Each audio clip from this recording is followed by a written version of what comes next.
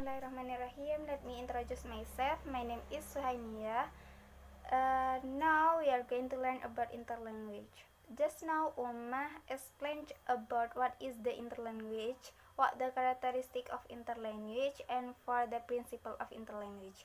So now I will continue Ummah's explanations about principle of interlanguage. For the second point is training transfer or transfer training. Transfer training occurs when the second language learner applies the rule that he studied from the textbook. For example, he learned from his textbooks about past perfect tense. Past perfect tense express something happened in the past, and he applied this rule for target language or for a lot of things that happened in the past. Without think, is this for something happened in the long time ago or something happened in a newer time frame. For example, my brother had come from Italy in the 2000s. Kakak saya datang dari Italia sejak tahun 2000. Actually, in the grammatical rule of target language, when we want to express about something happened in the past, we not only use past perfect tense, right? But we can use simple past or past tense. Do you get it? Okay, for the third point about second language learning strategy. Learning strategy are techniques used to improve learning process, right? So in this point we talk about strategy when we are going to learn second language or when we are going to learn about target language. For example, to memorize vocabulary for our target language, we use some strategies such as dictionary or flashcard or repetitions, and also mnemonic strategy. Do you know mnemonic strategy? Yeah, mnemonic strategy is strategy that used to remember much thing, to memorize much thing. In mnemonic strategy, there are some methods such as acronym. Acronym in Indonesia is singkatan like ASEAN. It is acronym from Association of Southeast Asian Nations. So untuk lebih mudah mengingat Association of Southeast Asian Nation ini, they use acronym. So jadi menjadi ASEAN. For the second acrostics it mean mengambil huruf pertama. In this example, there are people from Spanish. He want to learn English language. So Spanish is the first language, and for English language is the target language. When he want to say bebek, in the target language, bebek is dark, right?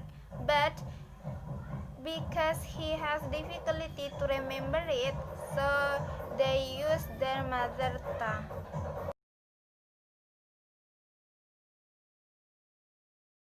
In their mother tongue, bebe is peto. So they use strategy acrostic. Peto become pot to say bebe. Actually, this strategy often work, but they can also lead to mistakes because the word mnemonic mediator may get confused with word target language. In learning strategy, it's useful to help us acquire knowledge quickly and effectively. The third point is about second language communication strategy. When we talk about communication, so we know the purpose of communications is to transfer information from speaker to the listener, right?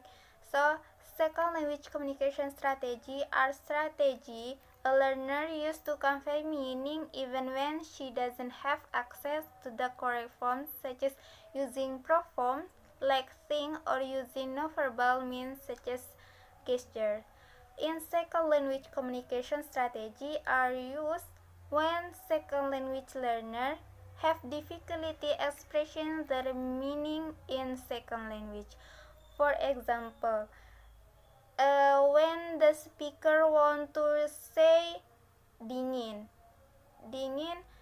but they do not know what the meaning of dingin. Dia tidak tahu bahasa Inggrisnya dingin. So to avoid misunderstanding, they use some strategy like describe in other word or explain in other word, or they can explain or describe it by using their gesture, so the listener can understand what they are talking, like this. It is the communication strategy. Okay, for the last point is about overgeneralizations. In overgeneralizations, learners use rules from the second language in a way that native speaker would not. For example, the use of irregular or regular verb. When they want to say saya sudah pulang, they may say I got home. But it is incorrect, right? In grammatical rule, it is incorrect. But in the communications, if the speaker and the listener understand each other, it's okay, nothing problem. But but in the grammatical rule of target language, go is as irregular verb. The correct one is when. The verb one of go is when, but they use go because they think all of verbs are same the rule of regular verb. It means that all of verb have to add ed in the end of the verb.